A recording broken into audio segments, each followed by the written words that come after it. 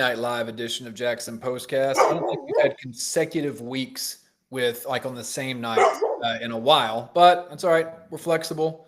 You're about to get back in your routine, so hopefully we Ugh, will soon. yes, I know. Back in that school routine. Um, man, I am. You got dogs going over there. Yeah, we have a very special uh, um, guest from my dog Ellie, and I'm about to disappear for a second, but I'm still. Can you still hear me? I can. Okay, because I just got an email from TBI. Whoa. Okay. Well, let's break news right here then. Yeah, On, let's see. As we are recording, August 2nd, 9:33 p.m. yeah. All right, so they're kind of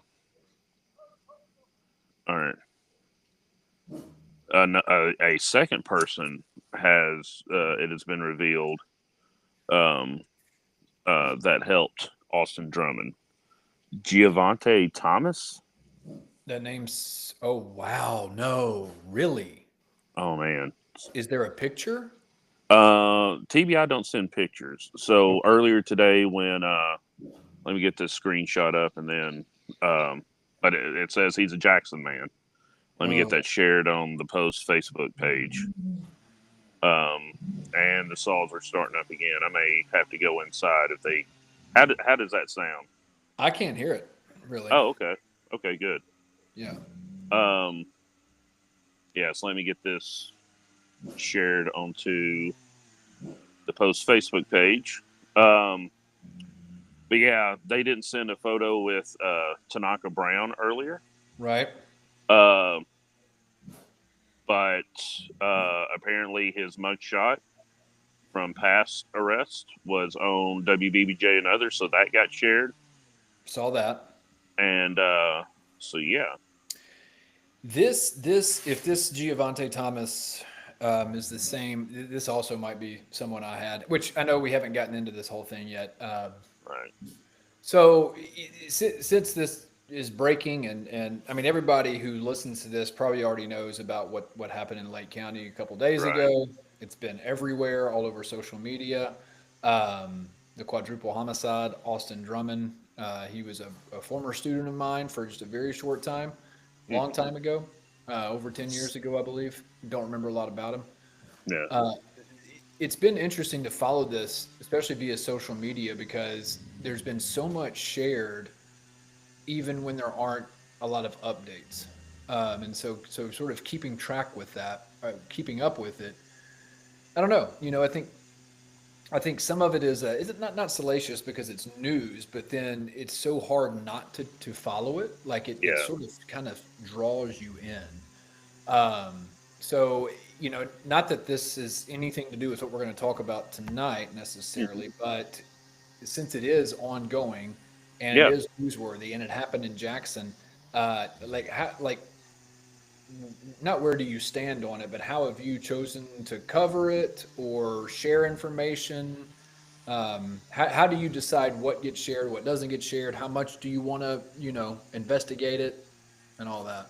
Yeah. Well, first off, I appreciate you asking that because I have had people this week kind of ask, "Hey, what do you know about it?" and stuff like that. And honestly, until yesterday afternoon, Friday afternoon, um, when Jackson officially became a part of this situation, well, when the car was found in Jackson, um, I wasn't even really keeping up with it that hard. I mean, I knew that a baby had been found, and I knew that four people had been found dead, and two of them were the baby's parents, and all this stuff. But all that was going on in Dyer County and Lake County, and the Jackson Post only covers Madison County.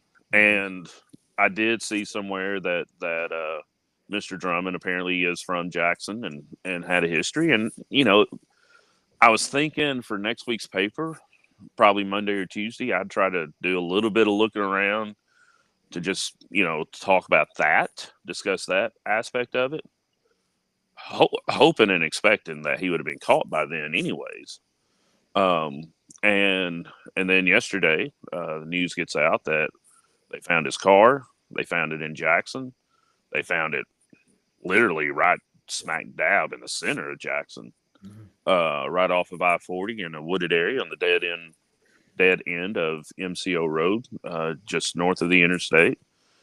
And so that's when I started sharing. The TBI press conference was at the TBI office in Jackson, there near the airport.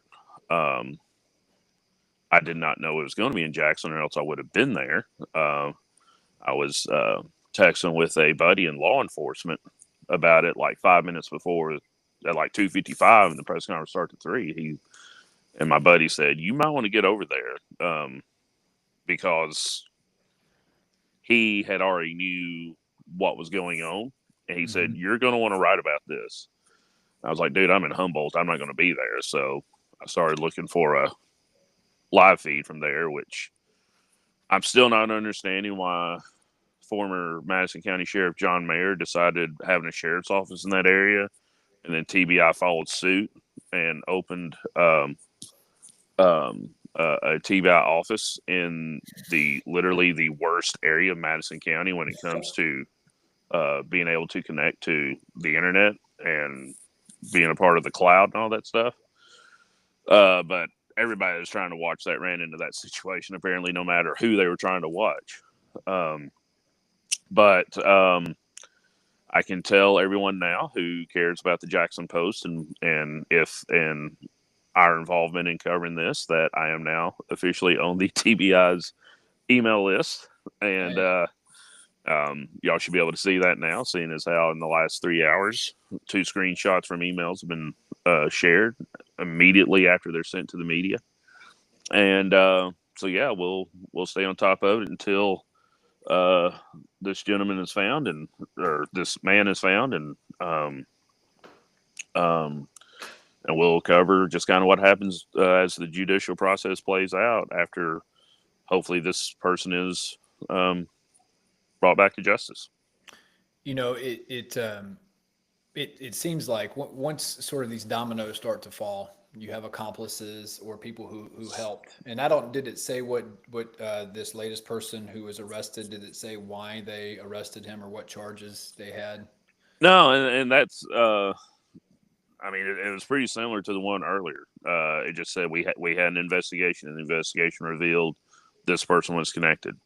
They are really good about, and when I say good, I mean that's not what I mean, but they have been consistent with, we're telling you what we're doing, we're telling you what happened, but we're not telling you what the investigation has uncovered to get us to that point. Gotcha. Because I mean, keep in mind, according to what they were saying yesterday at the press conference, they're still not even sure if the 4 people were still alive when the baby was dropped off at like 3 o'clock on Tuesday. Right, I saw that. Yeah. The bodies were just discovered 5 hours later, so they don't. And I mean, I would assume a EM or ME, yeah, ME, medical examiner, has looked at the bodies and has put together a probable time of death, but maybe it was either right before or right after, nothing really conclusive, so they're still trying to figure that out, and assuming Mr. Drummond is the guy who did this, and they haven't even told us why they think he's the guy that did it. But the way they're searching for him, it seems like they're pretty convinced it's him. If he is the one that did it, then he will. Hopefully, he'll say, "Yeah, this is what I did that day." You got to think in a situation like that, you know, obviously he probably does sort of know what's going on. I would assume if he's around. Mm-hmm. You know, I don't see someone going quietly. I mean, hopefully that does happen, right? Like, hopefully it is. If when they find him, it's a very, you know, peaceful situation, and he does just turn himself in. But it seems like he's back pretty far into a corner at this point. So, uh, I hope it turns out the way it needs to turn out for everybody involved. So, Yeah, it's been and really interesting to follow this on social media too. as far as just how many people are sharing or think they have information, or this shift away from traditional media to just sort of random people who have a big following on social media who reshare what TBI does, and they're almost like trying to be the first ones to share it, so then they can get shared or they can Right. get clicks, and then they're sharing the same information over and over and over again. And I don't know, it's just been it's been pretty interesting to kind of watch it unfold. And look, I'm not gonna lie, like I've been checking social media way more often than I usually do because of this. So Oh yeah, yeah, because you're doing like a Facebook fast or a Facebook. yeah, I was Um, away from it for a long time. I'm you're trying to back. cancel Facebook. Trying to. I wish. Or try to be much better, but man, I'm back on there, but I just don't engage as much as I used to on Right. something. So anyway, man, we usually open this show talking about wrestling, and we could have done that, but I think obviously this takes precedence. Kind of a heavier topic than normal. Before we get into the news, who won the Mhm. cage match on SummerSlam? Wait, who was in the cage match? Solo Sokoa and Oh, Fatu, or is that against tomorrow night? no, no, no. Oh, I think that's tomorrow night. Oh, okay. Because Roman, who is Roman tagging with tonight? Jay. They won. Okay. Yeah, they opened up and won. And since you brought it up, spoiler alert for anybody listening, I was heartbroken at the end tonight because my man CM Punk won the belt, and then Seth Rollins cashed in just like he did 10 years ago at WrestleMania, whatever it was. And he curb stomped Punk, won the belt, and then sat down crisscross applesauce right next to him. So did Heyman. Punk was laid out in the middle of the ring. He was like crying after he won the belt, like it was Yeah. amazing. I was so excited, and then Rollins' music hit, came out on crutches, chunked the crutches. He wasn't hurt. What a work! What an angle! And I was heartbroken. Hey, I, I'll be honest. That was the biggest emotional response I've had to modern day wrestling, like since I've been semi an following it. adult. Yeah, an adult. Like I didn't cry, obviously, but I was excited when Punk won, and then equally as disappointed when Rollins cashed in. Well, I will say, for the storytelling purposes of this, I hope. I mean, I love the way that Rollins won it. Which, by the way, WWE went ahead and put up the. It starts with they put a highlight up. I watched it before coming out here, and it starts with Punk standing in the ring with the belt, and he's enjoying it, and then you hear "Burn It Down," and Mhm. and they play it all the way up until the 3 count, and then the video cut off, so I didn't see the sitting in the ring and all that stuff. But with the way he won and the way they're setting him up to be a dominant heel guy, I hope he keeps his belt until at least WrestleMania 43. Give him a year and a half reign with it. Let him be the old Ric Flair type that never did beat anybody without the Horseman's help. So he's Mhm. got a group around him. Let him be that guy for a while, and um, and then it'll mean something when somebody finally beats him. I like that. I like that idea. You need to get on the creative team there for WWE up in Bristol. Well, let's just say Triple H has my resume. Well, you'll be getting a call soon if he's tuning into this live right now up in Newark or wherever they are. Triple H is like, wow, he's breaking news and he's talking about what we need to do. Okay. We're versatile. We are versatile here. We can talk about quadruple homicides and wrestling literally within the same minute block, 10-minute block. Yeah. Versatility. All right, here's the rundown for tonight. We got a lot. Like this issue was good. Thank I'm you. not saying that like yeah, there was a lot of interesting stuff in here. First story we're going to discuss the new Lambeth director, Jenny Miles. I don't know if I Hmm. even got that title right. I think I Yeah. did. Um, Executive director. executive director. So we're gonna discuss that story a little bit. Then we'll move on to sort of the way Denver Air has been. I don't say progressing, but just kind of what the first few months of Denver Air has been like in Jackson, and even teasing a possible new flight added to their route, maybe soonish. Uh, Third story, Young Gravy and Arctic, who I did a You story wrote on about? Arctic a couple months ago. And somebody named Tip. I just said that because there's like a lot of I's in that word. I don't. I'm unfamiliar with two of the three artists, but apparently Young Gravy was like known before he came to Jack. Like he's not from Jackson. No, No. Okay. no, You just no. He's not from Jackson, and as far as I know, Tip isn't either. But we did get pictures of Art. Well, I'm not sure if we got a picture of Artie, but we got a picture of DJ Vaughn, who DJ was Vaughn. the host for the event. He's We from got him in the paper too. Brandon. What is your favorite Young Gravy song? My favorite thing to do with gravy is No, dishes. that's not. Okay, I tell you what, you tell me that the Rockabilly Stadium is hosting chocolate gravy, I'm there. That is not what I asked, but okay, good answer. Um, I'm glad you didn't ask me because I don't know what my favorite Young Gravy song is either. Fourth story, And JMCSS. that's not trashing him. I'm just old and I'm not Oh from no, New no, York. no! Yeah, It's more trashing us. yeah. Yeah, no, it's we're middle aged men like we just don't know. Yelling at everybody to get off our lawns at this point, Yes, or stop sawing over there. stop sawing the fence.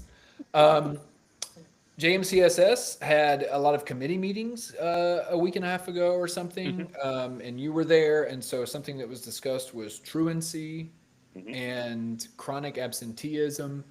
I really liked a lot of what Dr. King was saying in that piece, so I'll sort of highlight some quotes from him Sure. in there. Then speaking of JMCSS, there is a new, I don't even know, it's not a curriculum, it's a Program.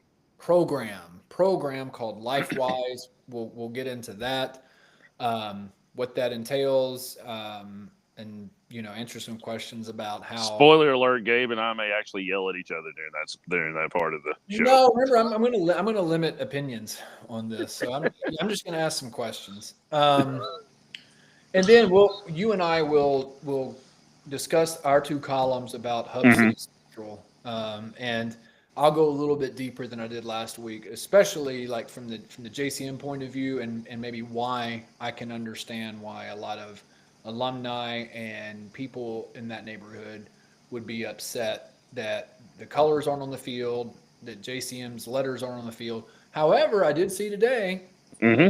statue's going to be out front. So, I hope I, we talk about that today too. what's that? I said I hope we talk about that tonight too. Yeah, yeah, we can do that. We So can talk I about it next week because I'm going to write about it. But yeah, okay. we can talk about it tonight too. Breaking news. Well, all right. Well, let's get into it because we got a lot to cover. So, Jenny Miles, she is replacing Dr. Niles Reddick, but Yep. sort of in a but it like is the title different or no? Yes. Okay. Yes. The title was different. He had one of the academic titles. Was he provost? I don't think he was chancellor, and I don't think he was a Dean. dean. So maybe he was. Yeah, he was either dean or provost. He was the dean. Hmm. Okay, whatever it was, he was an academic. He had an academic title, and I did ask her during the interview. I said, "What's the difference between whatever title he had and your title, executive director?" And that's one of the few times this year I've been told, "I'm glad you asked that question." Um, because I mean, she's speaking at Rotary in a week or two, and I'm sure she's going to have to answer this question if she doesn't explain it during her talk. But essentially, when you have an academic title like Dean, Chancellor, or uh, Provost, you're essentially just working on the academic side. It's almost like if we were talking about football coaches, and Niles Reddick was technically the head coach. He was the one running the team, but he still wanted to be called offensive coordinator. Mm. Then, or he still wanted to work with the offense. Then that, I mean, that's actually a stupid analogy, but that's the best one I can come up with. So leave me alone. Um, but so executive director, she's going to have her hand in the academic pie. but she's also going to have her hand in the business pie for the um, for the campus. But what that means for her specifically is that she's not going to be just communicating with the academic leaders in Memphis. She's also going to be communicating with the business leaders in Memphis, and her wheelhouse when it comes to her career up to this point. She's been in college education for 30 years. A lot of her positions have been student affairs, and so she's going to be in a lot of communication with the students at Lambeth, but she's also going to be in communication with the student affair people a lot in Memphis as well. So executive director, they essentially made some tweaks to the job description for the person in charge of the Lambeth campus. The University of Memphis people did to essentially they said we don't necessarily need a career educator for this role. We need somebody that can speak knowledgeably with educators and make decisions about education, but also handle things on the financial side and the student affairs side of things too. Gotcha. It's funny. I live like 2 blocks from the campus, and I forget sometimes that it's there. It's kind of like an afterthought, and it's been around now for what, close to 10 years? I mean, it's coming up on. No, it's more like 12 or 14. Is it 12 or 14? Okay. So how is their enrollment? Has it grown? Is it just sort of plateaued, or do you know where they stand now? I remember before COVID. Sorry, my dog Ellie she is not issuing any security clearances tonight apparently. Yeah, I remember in 2018 or 19 when the University of Memphis sent out a press release celebrating that they had surpassed 1,000 students for that fall semester on campus, or maybe on campus and online. I know online education wasn't as big of a thing before COVID, but it still was a thing. Right. So when we were there a couple of weeks ago for the doctorate of physical therapy program discussion that was going on with some prospective students, when I was talking with the university leaders there, they said that their enrollment is actually over 1,500 now, and that's not including. I could be wrong, but I don't think that includes the involvement of the students from Madison Academic who are now. I think they're considered on campus. If they're not on campus, they share a parking lot with the university. So, yeah, I don't know that they may be on campus. I think I know when my daughter was at Madison and she did a dual enrollment, they did not go to campus. But that was a couple of years ago. So yeah, it's I think it's important to have a solid college in Midtown right there. Mm-hmm. I think it's good. So I'm really glad that school is still doing well and growing and adding programs. So good luck to Jenny Miles. And how much Alabama talk did y'all do? Because she grew up in Tuscaloosa. Are you excited about that? She grew up in Tuscaloosa. She got her master's at Alabama, but she did her undergrad at Florida State. And guess who Alabama opens up with this season? I'm going to assume Florida State, since you. Yeah, and it's in Tallahassee. So she started doing the tomahawk chop, and I was like, all right, this is going to be a hit piece now if you keep doing that. Well, congratulations to Jenny Miles. Best of luck to her. We all want to see that campus succeed. All right, next story. Another positive one. Denver Air. Like this, I usually roll my eyes when like the chamber puts out like all this like really positive news about Jack, all this stuff. Like, everything is awesome. Yes, like it irks me. And even when the school system does it, the city, all of it, it just kind of that's generally not my personality. Right. I'm kind of a contrarian, some might say. But some might say that. But this Denver Air, like this is something to be legitimately excited about. Like this is a big dang deal. And I don't know that people are grasping how big of a deal it is, because I think we've had some habituation with positive news, which, when you hear it over and over and over again, it like the really, really actual positive news doesn't register as strongly as it should. And so I think this is one of those situations. And direct flights to Atlanta, and you said in your article, like 45 minutes to an hour to Atlanta, 45 minutes to an hour to Chicago, roughly. Yeah. Yeah, like that's amazing. I mean, I we're think the right. longest time that I've heard is 70 minutes, but that was because whatever airport they were over was busy, so they had to circle for a couple of minutes before they could get clearance to land. So I know people in Jackson love Denver Air. How does Denver Air feel about being in Jackson? Are they glad that they sort of planted themselves here, or took that I don't know. chance? Every time they touch down here, they always fly out about an hour later. So, uh, But the spokesperson was there, right? What was her name? I can't find it in the article. But Tanya Rutzberger. It was a last name I never heard before. But yeah, I mean, She was talking about how it's been a very good relationship for Denver Air so far. Um, they are. I don't. She didn't go as far to say that Jackson is what they were looking for, but I think everybody who knows anything about the situation can agree that they are right for Jackson, Mhm. because 2 years ago or 3 years ago they got the three letters that uh, kind of eases international travel, um, with federal stuff. TSA, TSA, there you go. yeah, TSA came back to Jackson 2 or 3 years ago, so that kind of increased Jackson's viability for international travel. Um, and then with Denver Air coming, you don't have 12 people to a flight; you've got 50 people or 50 seats on a flight. And which, by the way, 2 weeks ago I think it was, they had their most attended day ever with 77 out of 100 seats filled, That's uh, combined on two flights, one to Atlanta, one to Chicago.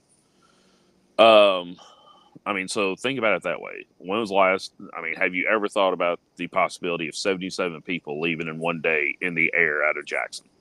never.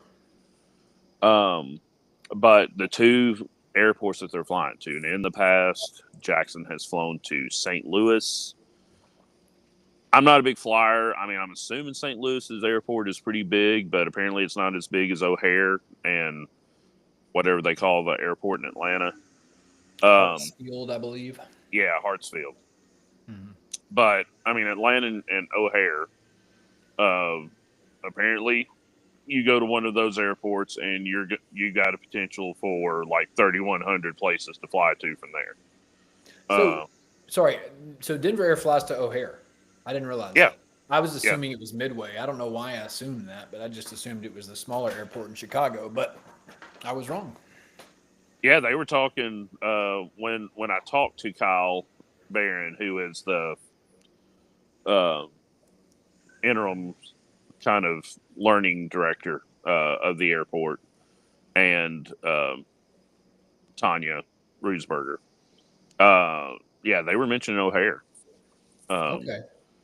so, but yeah, that would be a logical assumption to make.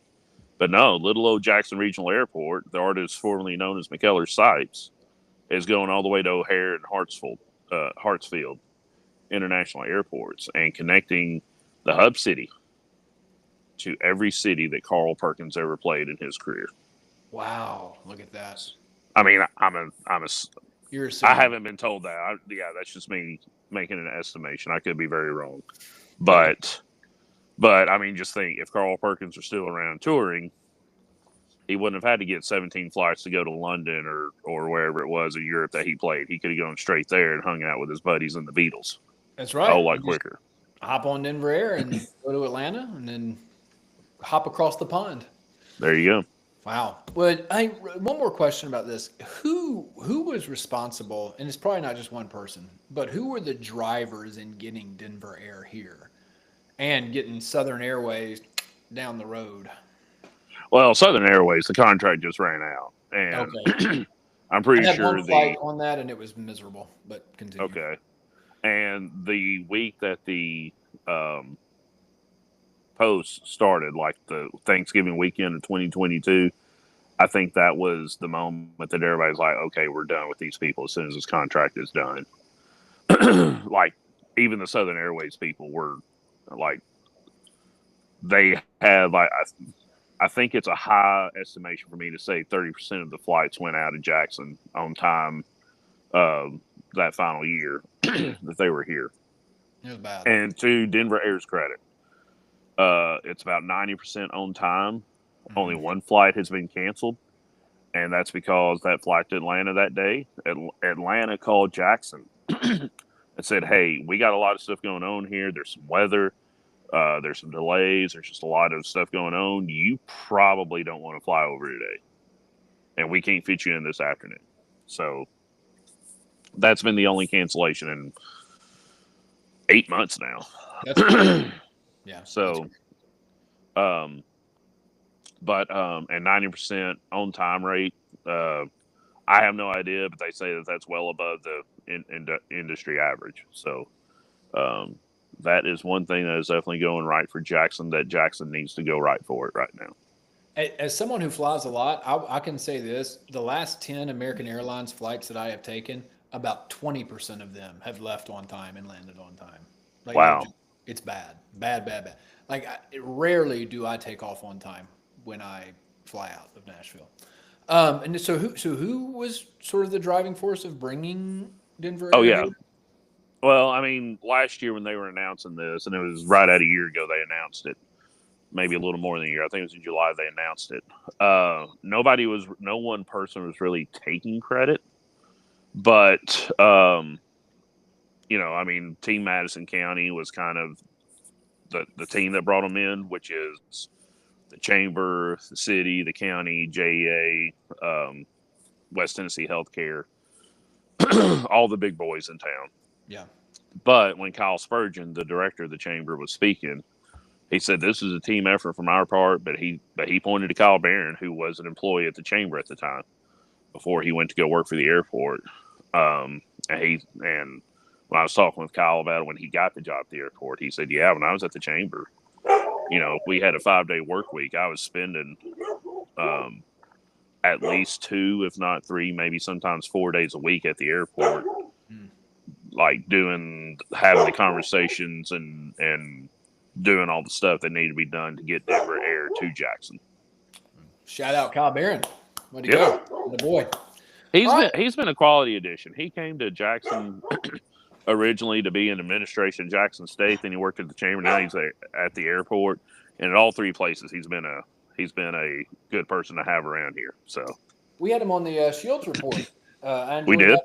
Yeah, he was fun. He was good, and I like how he's. And that maybe I shouldn't assume that he's behind some of their social media stuff, but it seems like I'm hearing a lot more about Denver Air, Jackson Regional Airport, things like that. So good job, whoever's doing that.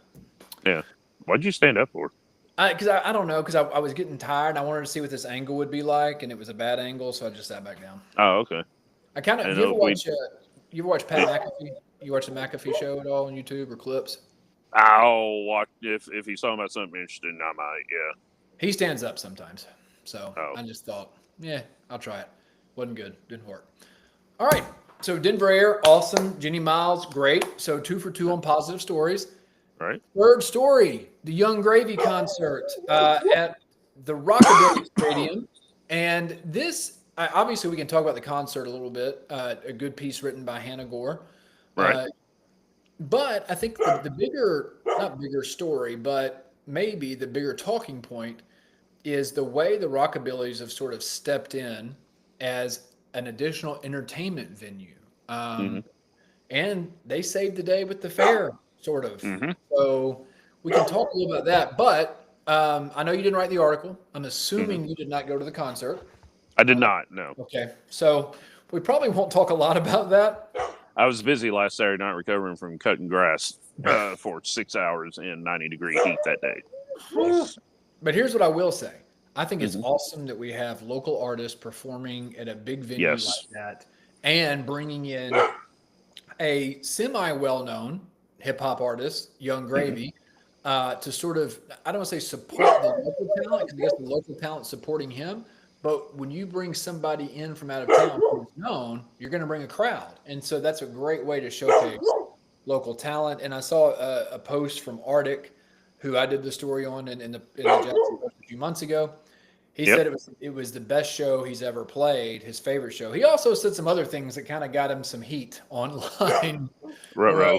he kind of disparaged the local music scene here in a way that probably wasn't very productive. He's young, he'll learn, but yeah, he said it was like the best show he's ever played, and it sounded like the energy was really good, and there were a decent amount of people there. So great job, the Rockabillys for putting that on, and they have more events coming up too, correct? Yeah, they got 3 more big, decent sized concerts um, going on. Plus, like you mentioned, they got the fair coming up in about 3 weeks, I think, two or 3 weeks, some week during August.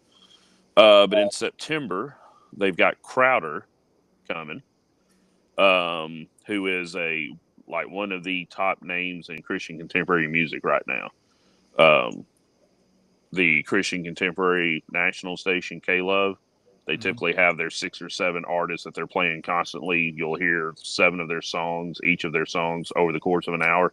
Crowder's one of those 7, um, and or at least this week he is. Um, and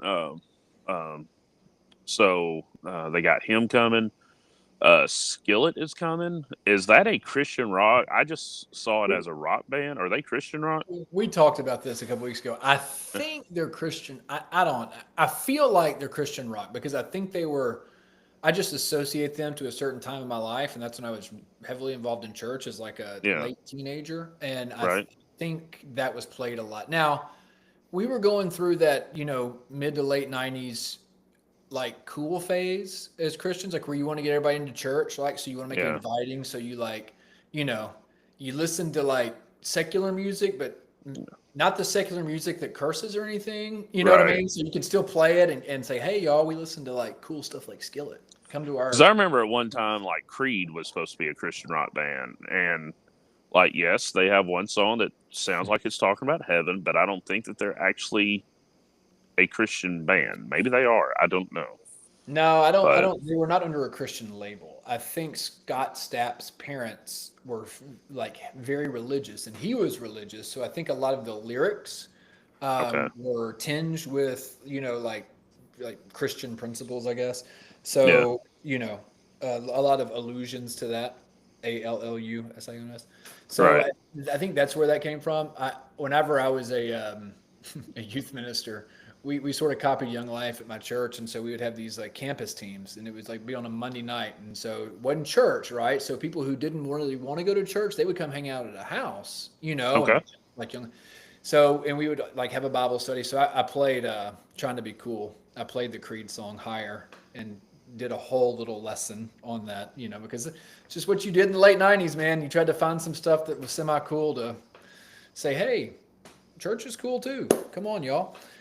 And my youth minister used to play these Christian bands for us, and he'd be like, "It sounds just like Hootie, or it sounds just like they're just like Pearl Jam."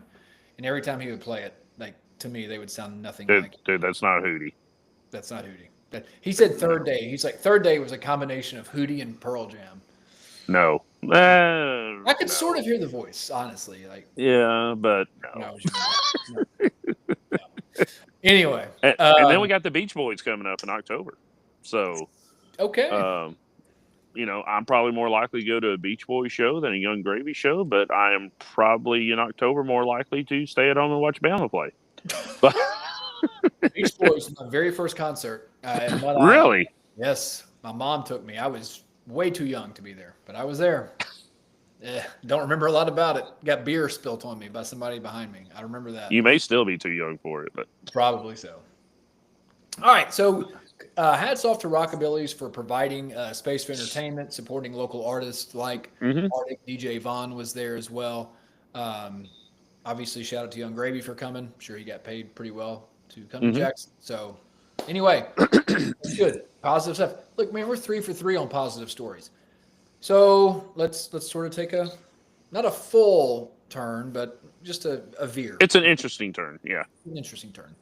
Uh, Jackson Madison County School System had some committee meetings about a week and a half ago, and something they Hmm. discussed was how they are addressing truancy and chronic absenteeism. So before we jump into that, I do want to say this: this is not just a Jackson issue.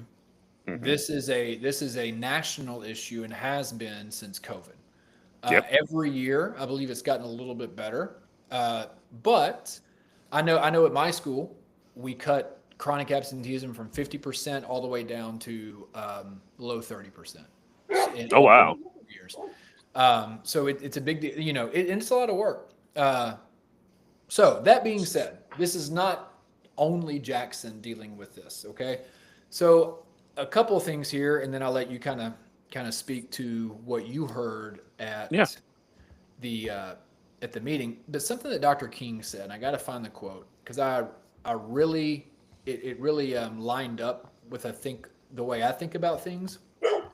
And this is what he said because a lot of times we hear chronic absenteeism or truancy, and the thought is, well, those parents just need to get those kids to school, or Yeah. like it's not that just show up, like blah blah blah. Like it's very easy to judge that if you don't know a lot of the You're context around it. You you're know, the parent. Get them up out of bed and get right? them to school. It's just not that easy. But What Dr. King, go and there ahead. probably is some of that going on.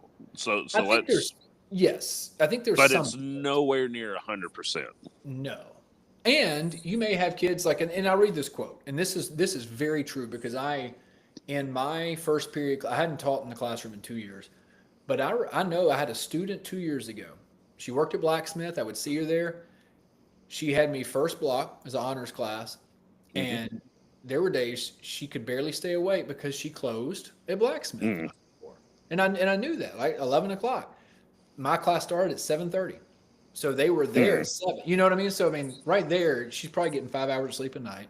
So of course she's going to be tired. But here's what Dr. King said: we have students that are maybe 15 or 16 years old who are working for hours after school to help fund their families' light bills and groceries. So it's understandable if they're doing that, then having a hard time getting up the next morning and getting to school. And that happens. That scenario is more common than people think. And it's not that they are the main breadwinner in their family, but their income to that family is necessary. It's not just like a Yeah. bonus for extra spending money or whatever. It is to help pay the bills, Hmm. right? So that is a real situation that a lot of our kids deal with. So he has a plan for that, right? What is Hmm. that plan for these kids who miss a lot of school? All right. So the first, it's going to start with school starting Monday. Within the next week or two, a letter is going to go out. I think the letter is going to be from Jody Pickens, the Attorney General for the 26th Judicial District, to the homes of students who were chronically absent last year. Um, just letting them know you're not in trouble, but you are on a watch list, essentially. Um, I guess it's almost like a probationary period. Like, hey, heads up, we're looking for kids who are not going to be at school. You were not at school a lot last year, so you're kind of already. We have our sights set on you already. So that's going to be the first one, and then they're just kind of creating a better mechanism for communication between Judge Christy Little's courtroom, TJ King, and Juvenile Court Services, and the school system, the truancy team department at JMCSS, and the individual schools where the students that are chronically absent are enrolled. Uh, and it's not just one or two schools, it's out of 26 schools, it's probably close to 10 schools that this is a big problem and when I say big, that there are multiple students that are having this issue at. Um, Now, the bulk of them are probably in about 3 or 4 schools, um, but yeah, it's in different areas of Jackson. Chronic absenteeism is an issue. But there's going to be better communication. There's going to be more accountability on the parents to make sure that their kids are going to school, and there is a plan for the ones who aren't going to school, whether it's for quote unquote respectable reasons, like you and I were discussing a couple of minutes ago, or even the ones that at their school day, I don't feel like going, so I'm just going to hang out here and play my Zelda or whatever they're playing nowadays. Playing Zelda. That's how they get crunk. Link. But they are going to. There's a plan to institute some after school and Saturday school, not as punishment, not as like detention, but hey, we are offering this service to help you get caught up. Yeah. Now they're still trying to talk to the state so that the state will count the hours that they spend in that kind of school to count it to their credit, because as of right now, it doesn't. So if they're chronically absent, then they're chronically absent according to the state. So they can try to get that fixed. But even if they don't get that fixed, everyone below Marlon King on the totem pole can say, well, we're at least educating the kid and we're testing the kid, and the kid is passing these tests better than they would have been had they not had this option at all. Right. So this is one of those situations where the district is practically bending over backwards to try to fix this problem, and I'm going to give them credit for that. For sure. I mean, that's productive. That's proactive, and it's not turning a blind eye to the issues and why these issues are issues. It's doing something proactive about them to try to help and meet some students where they are. Right. I mean, because you can't punish your way out of everything. And so let's say that we don't offer these options and then they go to court, like they're still not learning anything. I mean, it's Right. not solving any problem necessarily. This solves a problem. And so let's hope the state will recognize it. Let me back up. Maybe not solves a problem, but it gives another option to help students and families. As I'm sitting here thinking about and discussing, I'm thinking about the example you gave of the student that you had a couple of years ago working at Blacksmith. So she was struggling to stay awake for first block that started at 7:30, 8.5 hours after her shift ended. Okay, so she gets to school when she can. Let's say she gets there at 10 or whenever second block starts. So she has to stay after school for that first block again. So I should have asked, and I didn't. I didn't think about it at the time. Is the first block teacher sticking around to teach that again? Or are they bringing somebody else in? So I guess there may be some concerns there with overtime and how they're going to pay for that. But I mean, I imagine this is a problem that is high enough on their priority list that it's like, we're going to do what we got to do to get this fixed. Yeah.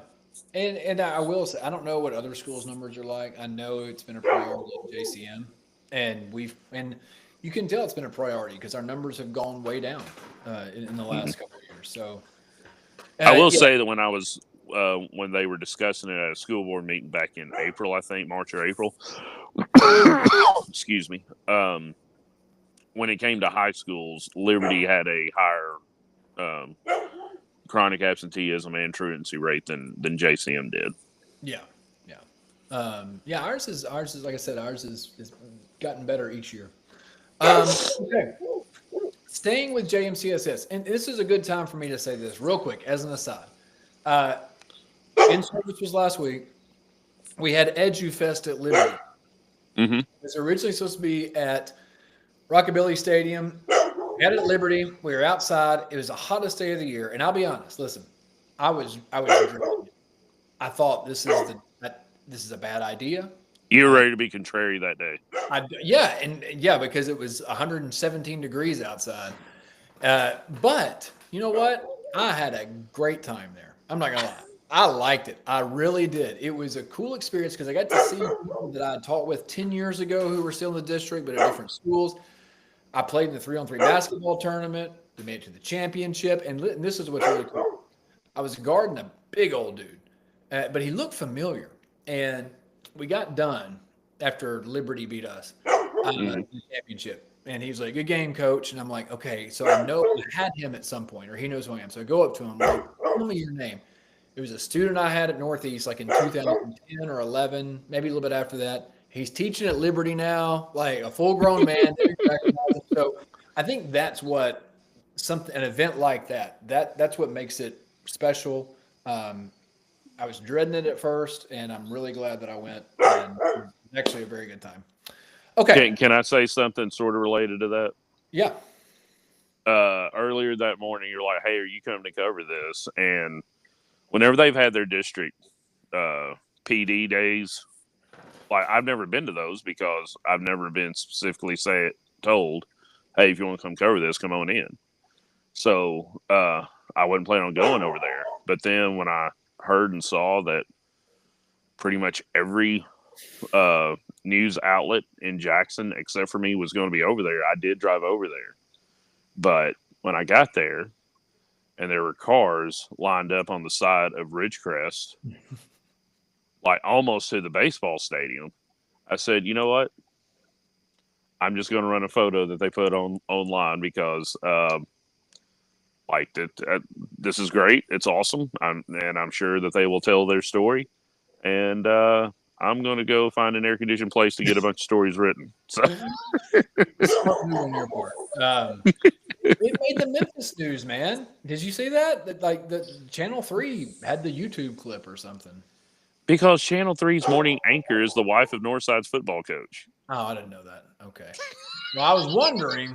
All right, that makes more sense. Okay. But I mean, but it is still cool. I mean, because, and I will say, I mean, we're recording this on Saturday night. This morning, I was at Pope, and because they were having their open house there, that is a tremendous facility, and we're going to talk about that next week, probably for a few minutes. I will say this on the record here. I mean, over the last 5 years, Marlon King and I, we've had our differences. We've had our come back together moments, and then we've had our differences again. We've gone through that cycle about 3 or 4 times. I've had 3 jobs in that time. Uh, but but when he does something, we're going to give credit where credit's due. He goes all out and does it well more times than not. And like it, let me watch how I phrase this one. If it's not as good as it looks, it's still going to look really awesome. Oh yeah. And he and his leadership team have done a good job consistently delivering on that. And for the most part, even when there may be some people who are like, it's not as great as I make it out to be, whatever. You know, there's always going to be that when you have 2,000 employees.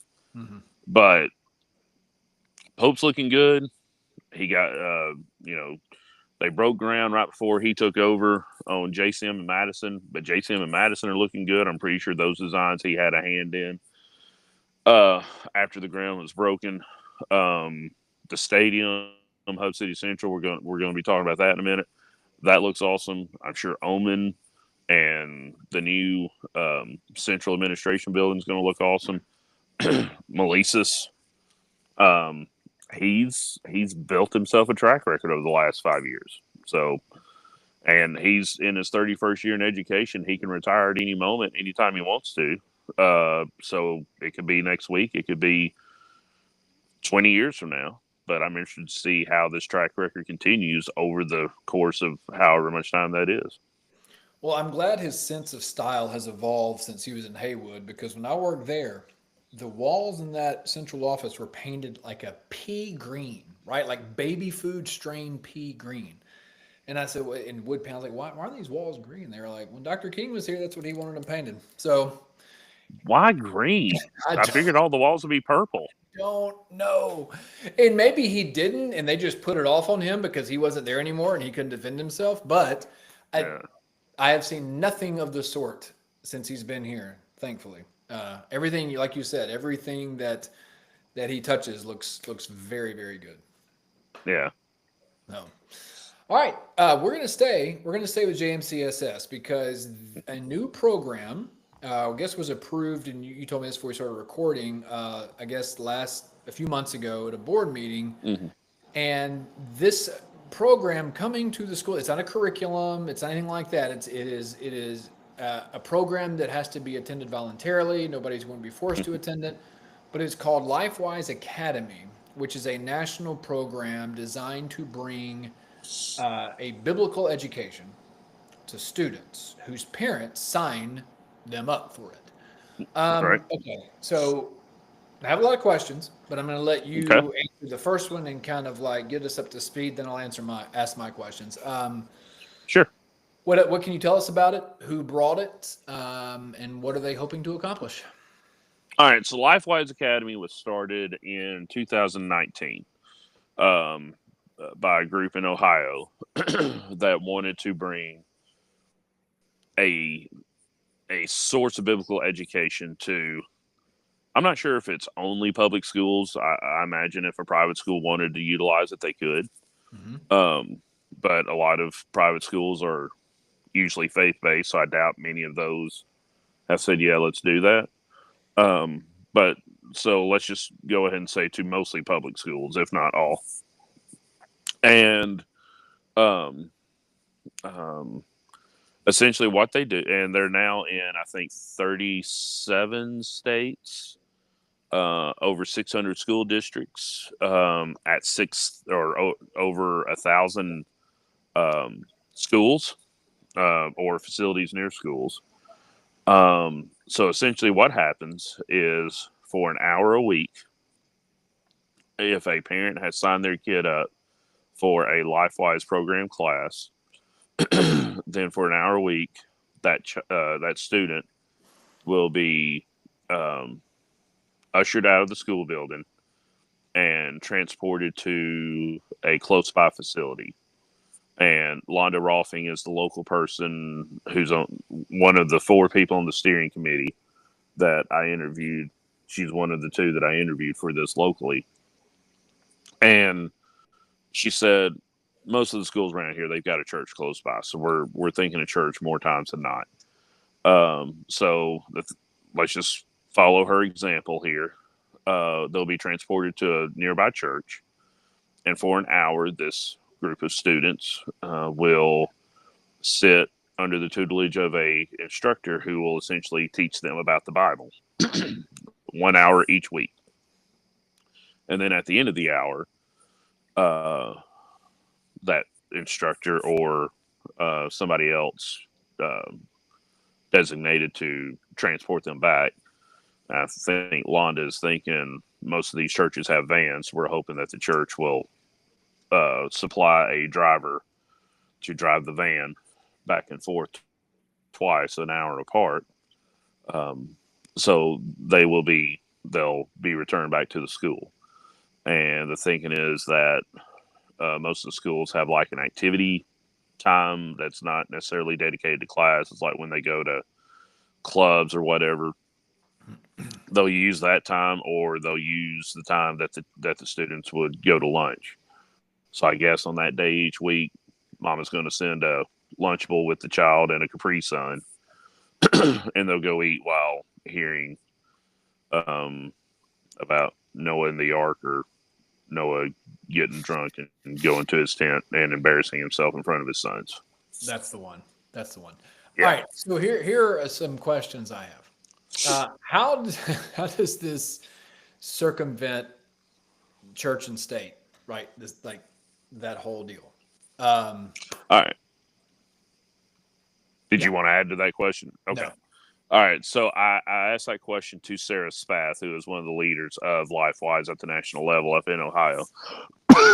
She said, three circumstances have to be in place because there's actually a 1952 Supreme Court case that set the precedent for this. It's just that very few people have taken advantage of this precedent being set. Mm-hmm. But essentially, it is the three things are, like you said, it has to be voluntary. So nobody at the school is forcing the child to do this. It has to be off campus. It can't happen at the school, in the school building. So, because if they did that, then there would be a possibility of another child wandering in, their parent find out at some point later, hey, your child signed in on this, and you're like, well, I didn't tell my child he could do this. Why is my child in there? Then that starts a whole lawsuit process with Freedom from Religion or ACLU or somebody. And then the other one is it's got to be privately funded. So if you are spending money to have this class done, which I'm assuming LifeWise charges the local groups who want to do this some money to use their curriculum, then yeah, they've got to raise their own funds. And so because of that third thing, the steering committee is trying to find a director for the Jackson-Madison County LifeWise Academy. And then that director would, one, start raising funds, and two, would start looking for educators who could teach the lesson if it's not going to be the director, his or herself. Gotcha. Second question. Since this is during school hours, and since there's such an emphasis on literacy, especially in elementary school students, is this program like an education adjacent program where they're going to be like learning reading skills, but maybe just using Christian material, or is this like they're just having Sunday school on a Wednesday? I'm not knowledgeable enough to definitely say no. I will say this, and I could be way off, and if I am, Londa, if you're watching this, which you could be on a Saturday night, you could be watching it live. Correct me if I'm wrong.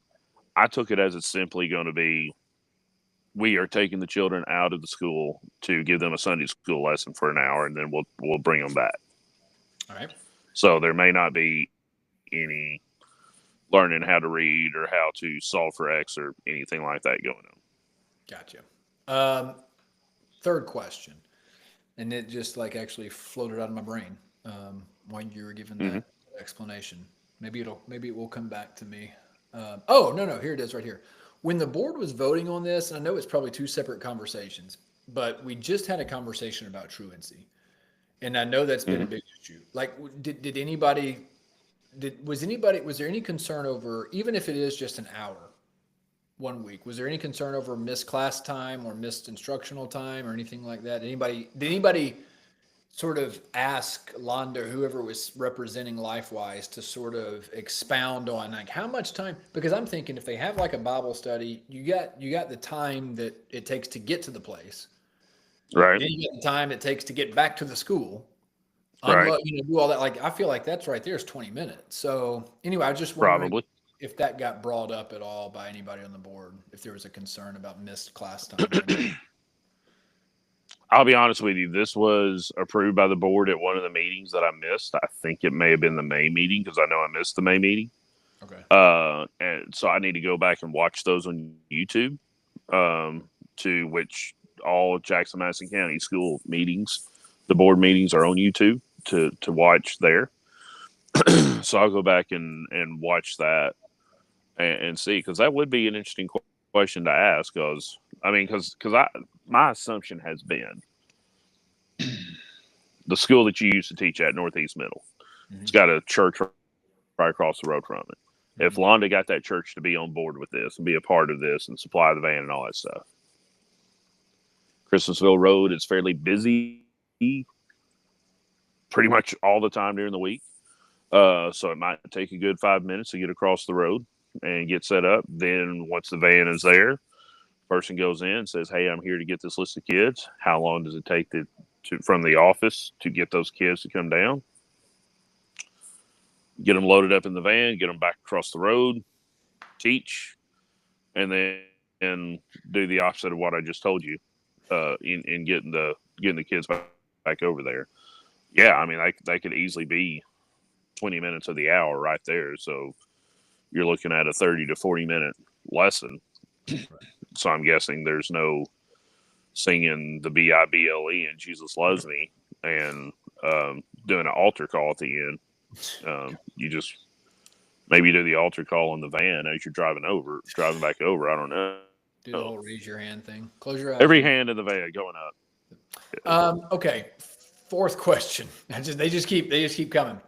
So what happens? What happens when the Church of Satan wants to start their own club, and they take it to the board, right? So, what do you do? I mean, obviously the board's got to vote on it, but at that point, how do they vote the Church of Satan down when they voted LifeWise in?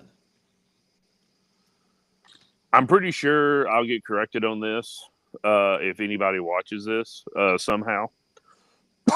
But my assumption is that if you have approved this for Lifeway, it's going to be really difficult for you to approve it for somebody else without just coming out and saying I'm a Christian and I am just in favor of this. I mean, let's not even go as far as the Church of Satan. I mean, there is a Muslim church in town. Mm-hmm. There is a Jewish temple in town. What if one of them wanted to do it? Mm-hmm. I mean, would they say no? Maybe, maybe not. I don't know. Some Christians are also pretty particular and may get denominational. Now, LifeWise, I don't know if they're tied to a certain denomination. I never asked that question. But let's say they're Baptist. They're probably not Baptist coming from Ohio. But let's say they are. And then Freed Hardman sends somebody wanted to do a Church of Christ. And Bethel sends somebody wanted to do a Presbyterian. And then we get board members being like, I don't agree with Presbyterian. They're too whatever.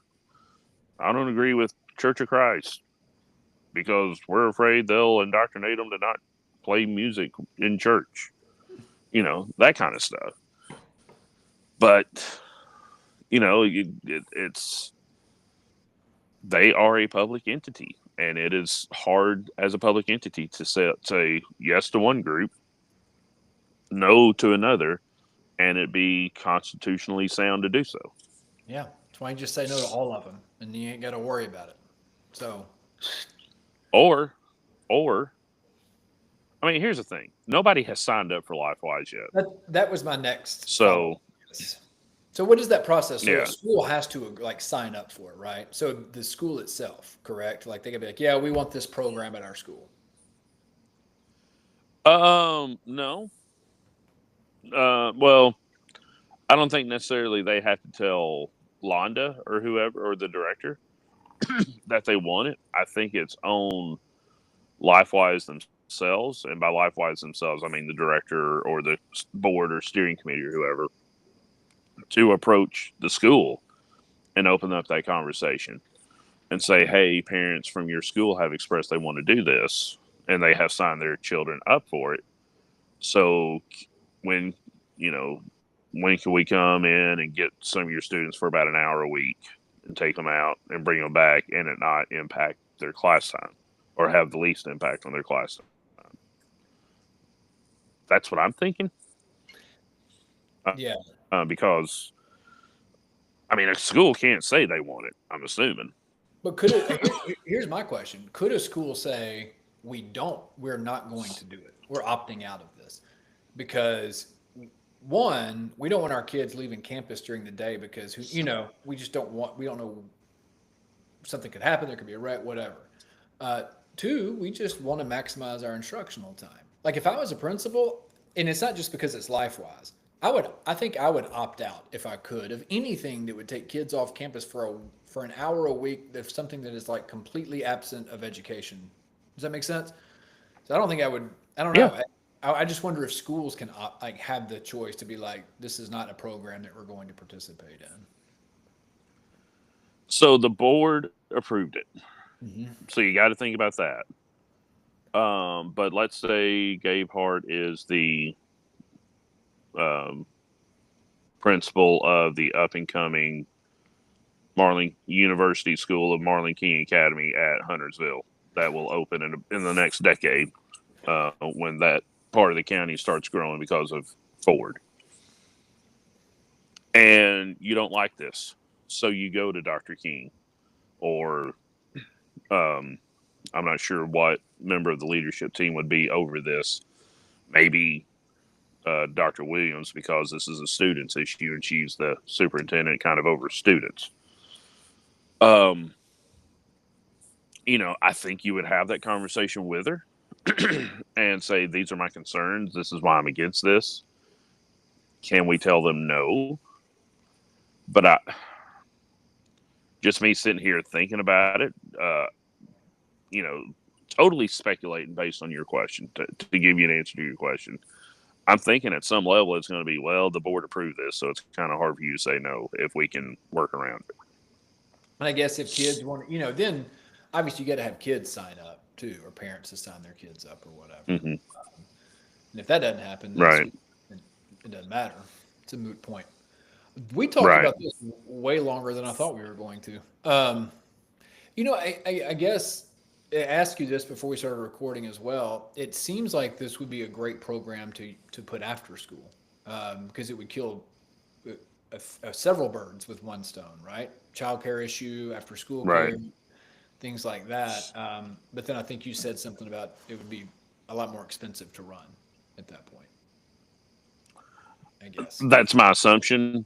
I did ask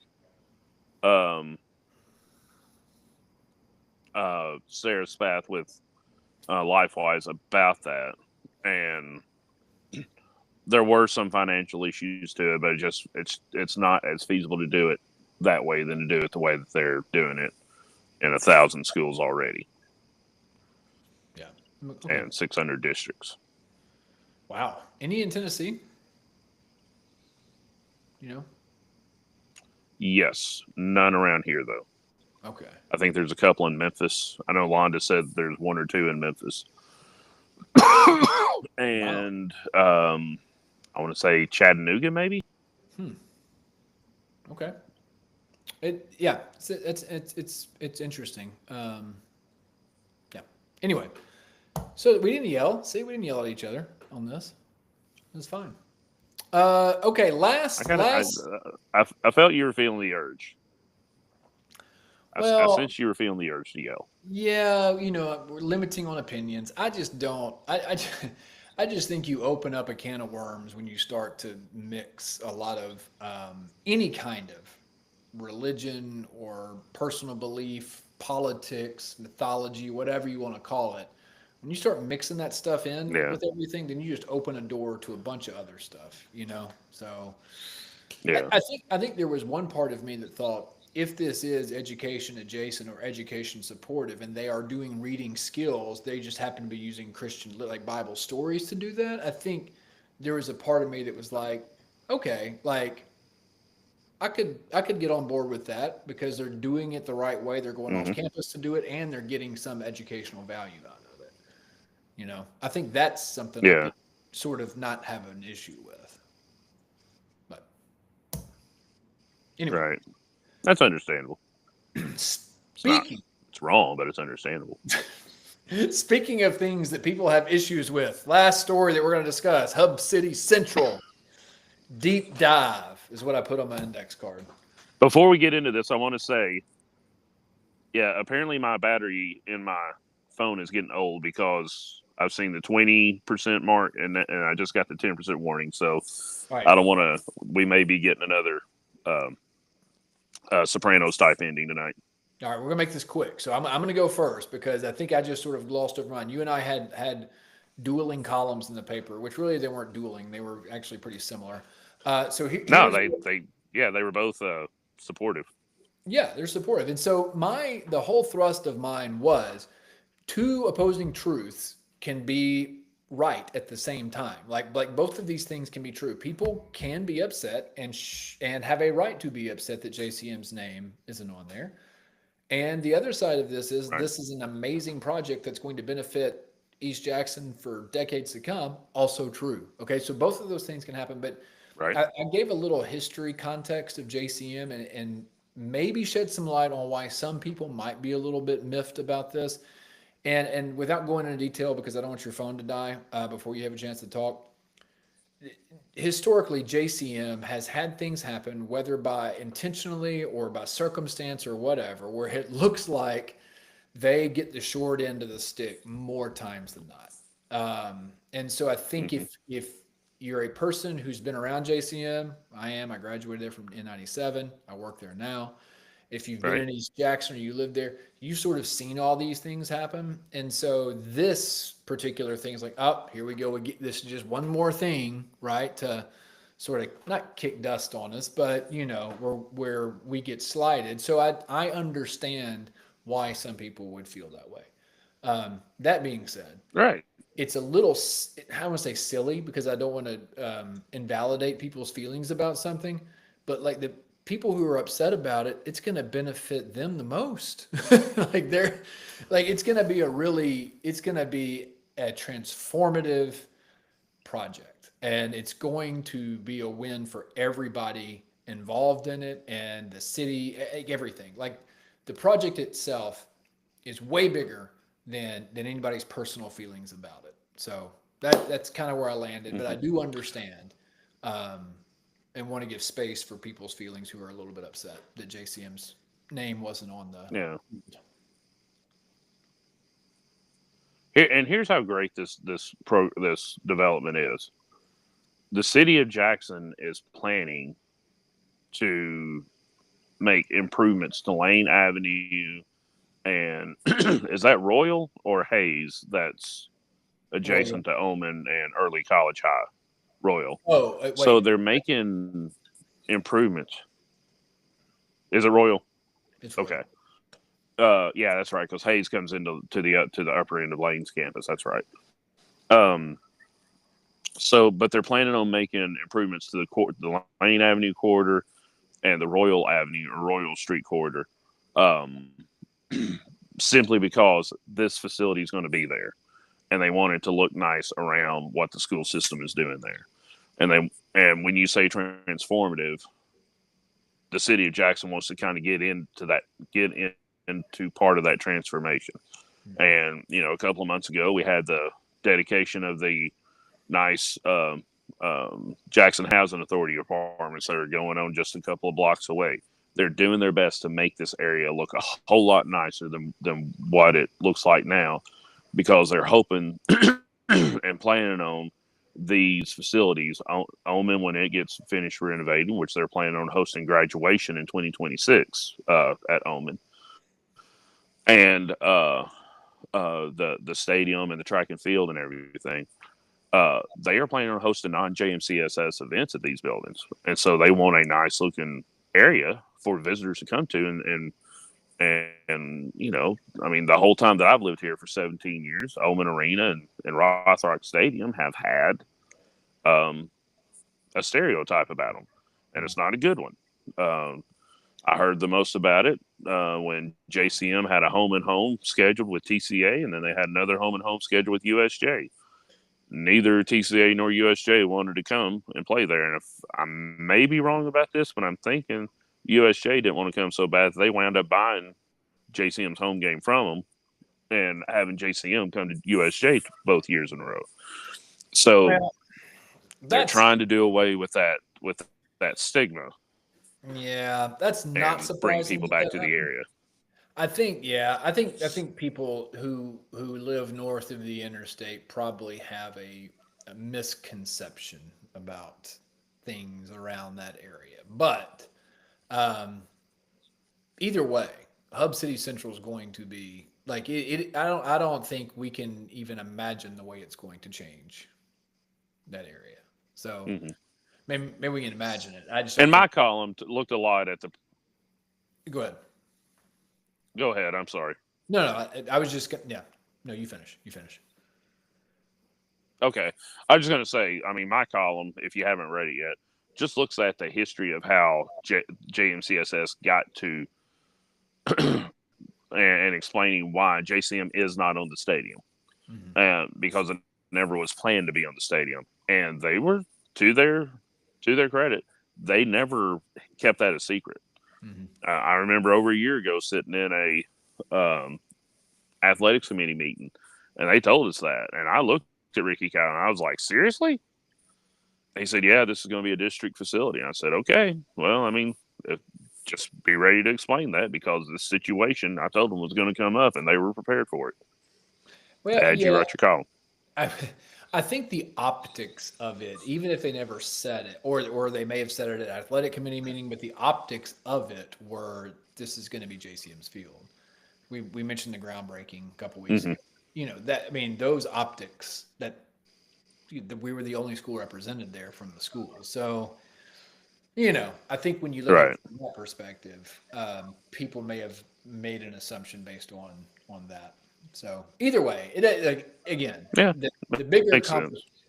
conversation is how great it's going to be. So, Yeah. well, that is all that we have. We went. I don't even know. I can't even see the timer on this because I've got the other thing pulled up. Yeah, we went 120. 120. Yeah, that's good. That was a good one. Had a lot to cover. So, all right, I'll Yeah. probably need to call this one before your phone dies, before we go to black. Right. I feel like it's about to happen. Well, appreciate for those of y'all that are still watching, thank y'all for hanging with us. If you watched the whole thing, if you haven't watched the whole thing, Gabe, thank you for putting the timestamps up there for us. And thanks for doing this each week. No problem. It's fun. I enjoy it. And we'll see y'all next week on a Sunday. See ya.